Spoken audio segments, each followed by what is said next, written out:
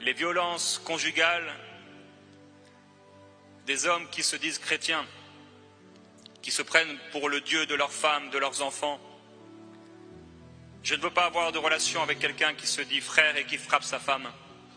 Chassez le méchant du milieu de vous. Il y a des maris ici, vous êtes construit une doctrine, vous pensez que vous pouvez frapper votre femme, que vous pouvez la corriger. Paul n'a pas dit soumettez vos femmes. Il parlait d'ailleurs pas aux maris, mais aux épouses, de la soumission. C'est très grave de frapper son épouse, de frapper ses enfants. Vous pensez que l'Esprit de Dieu est content? Vous pensez que l'Esprit de Dieu peut inspirer de telles actions? Vous pensez que l'Esprit de Dieu dans le cœur d'un mari peut lui dire « Vas-y, frappe-la » et va comprendre? Comment on pourrait vouloir un réveil dans l'église avec des pasteurs qui frappent leurs femmes, des responsables qui frappent leurs femmes? Tu peux te pavaner, tu peux faire ce que tu veux, tu peux être le responsable de la louange ou de tel département, tu peux prêcher ce que tu veux. Mais je peux te dire qu'au dernier jour, tu auras un gros problème. Parce que ton épouse, c'est l'épouse de Christ.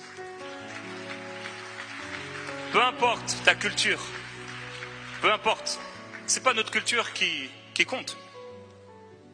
C'est pas ma culture bretonne ou ma culture française qui compte. C'est pas ta culture congolaise qui compte, ou quel que soit le pays d'où tu es. C'est la culture du royaume.